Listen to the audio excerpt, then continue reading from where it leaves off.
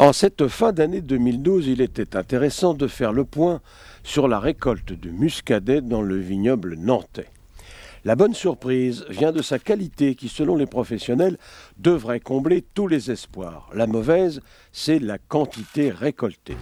Dans certaines exploitations, en effet, comme celle de Gilbert Bossard à la Chapelle-Lin, par exemple, c'est une récolte d'environ 1000 hectolitres pour cette année, au lieu des 4 à 5 000 pour les années précédentes. Alors, 2012 est un millésime d'exception, à mon avis. Alors, exceptionnel dans tous les sens du terme, il n'y a pas que le bon côté. On a une récolte modeste en volume, très modeste en volume même, mais de qualité exceptionnelle. On a vraiment des vins remarquables, d'une bonne tenue, un bel équilibre. Des vins qui seront bons maintenant, quand je dis maintenant, dans les mois de mars, avril, mai, date de mise en bouteille traditionnelle, mais qui seront bons aussi dans le temps. Je pense que voilà des vins qui pourront durer 10 ans, 15 ans, voire plus, pour certaines cuvées. Vraiment, ce sont des vins d'exception, riches, bien équilibrés, parfaitement équilibrés. Ils ont un nez exceptionnel dès le départ, une tenue en bouche exceptionnelle. Vraiment, ce sont des vins remarquables. On a la chance d'avoir des bons millésimes depuis quelques années, mais celui-ci est particulièrement au-dessus du lot. Alors, on dit souvent qu'il y a des territoires dans le vignoble nantais qui sont plus adaptés que d'autres pour le muscadet. Il y en a qui militent pour Saint-Fiacre, d'autres pour la Chapelle-Lin, d'autres encore pour la région de Valette. Alors, qu'en est-il vraiment ? Chaque terroir a son caractère. Et Saint-Fiacre est réputé parce que c'est la commune la plus viticole de France, soi-disant, mais j'y crois aussi, je pense bien, oui, parce qu'il y a autre chose que la vigne, il y a les maisons et les routes, je crois bien. C'est tout ce qu'il y a. Mais il y a des communes, Valette c'est la plus grande commune viticole, avec le meilleur et le moins bien, parce qu'il y a des terroirs qui sont plus ou moins bons, bien sûr. Sur une grande commune comme ça, c'était normal, mais il y a le meilleur aussi. J'aime bien la Foissiat, voilà des vins très agréables qui passent très très bien. La Chapelle-Lin, je ne voudrais pas être chauvin, mais enfin, ce sont mes terres. Et la Chapelle-Lin, c'est un muscadet qui passe très très bien, très agréable, relativement bien équilibré, assez rond. Ce ne sont pas des vins agressifs. Alors, chaque terroir a son caractère. Moi, je conseille aux gens qui sont passionnés de vin de faire le tour du vignoble, de découvrir et les terroirs et les hommes, même si les hommes sont un peu accessoires, le terroir étant prioritaire. Mais il n'empêche que les hommes savent bien faire parler la terre, et un bon vigneron sait faire tirer le maximum de son terroir. Alors, quelle est la commune la meilleure ?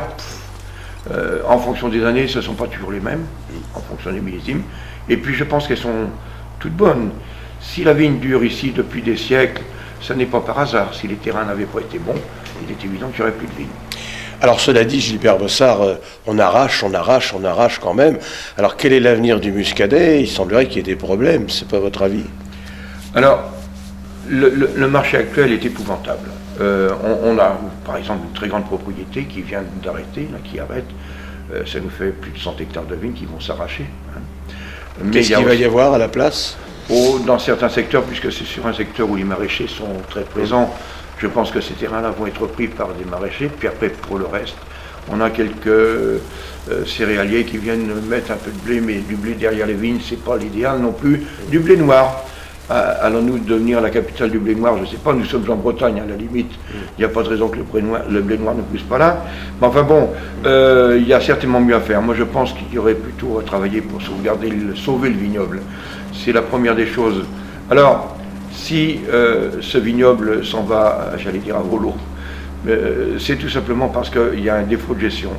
Nous ne sommes pas bons dans la gestion de nos appellations d'origine. Si les appellations, elles, sont bien gérées sur le plan de la qualité, sur le plan économique, elles ne le sont pas forcément. Et il faut reconnaître que la bagarre qu'il y a souvent entre les vignerons et les négociants, où, disons, les gens, au lieu de s'entendre autour d'une table pour gérer un marché qui est relativement simple à gérer en fait, parce qu'on a la chance d'avoir un vin unique. Et lorsqu'il y a un vin unique, tout le monde peut gagner sa vie autour de ce vin unique. Tout simplement, le négoce ayant le vin à distribuer, les vignerons sachant parfaitement faire le vin aujourd'hui, les muscadets sont remarquables. Je pense que c'est une question de bon sens que de s'asseoir autour d'une table, de discuter ensemble et de trouver de quelle manière on peut gagner notre vie ensemble. Ça ne se fait pas jusqu'à maintenant. Il n'y a pas moyen, depuis des années, on n'arrive plus. On y a bien réussi, voilà, 20 ans, 25 ans, puis il y a eu un trou. Et ce trou, tout simplement parce qu'on n'a pas eu les bons choix sur le plan de la communication. Nous avons voulu faire du volume. C'est vrai qu'on faisait à l'époque 100 millions de bouteilles, mais c'est tout petit, 100 millions de bouteilles sur le marché mondial. Et on aurait pu faire beaucoup mieux, à mon avis, certainement beaucoup mieux, et mettre l'image du Muscadet au plus haut, ce qui aurait permis de vendre la totalité des volumes sans aucun souci. Alors espoir quand même. Moi j'ai l'espoir, ce qui m'inquiète le plus, c'est que ce sont les jeunes qui sont touchés, les jeunes vignerons qui sont touchés. Et ces gens-là arrêtent, ils trouvent du boulot, parce que ce sont des gens courageux, aucun souci pour eux. Seulement ils arrêtent, ils sont endettés, ils ne peuvent pas aller plus loin. Et si nos jeunes s'en vont, qui va reprendre les vignes plus tard? Des gens formés seulement à l'école, ça ne suffit pas pour faire un bon vigneron. Il faut avoir les doigts de pied un petit peu en forme de racines pour y arriver. Hein. Et ce n'est pas à l'école qu'on les prend, ces racines. Donc il faut quand même que ces jeunes vignerons ne s'en aillent pas. On en a besoin pour l'avenir. Est-ce qu'il y a des choses intéressantes à faire aussi? Je ne sais pas, un petit fond de muscadet? On va essayer. Alors là, c'est un muscadet. Ce n'est pas le 2012. On va le goûter tout à l'heure, c'est un 2010. Très bien. À votre santé. Santé. Il faudra encore attendre un peu pour que les consommateurs puissent donner leur avis sur ce cru 2012. À consommer, bien entendu, avec modération.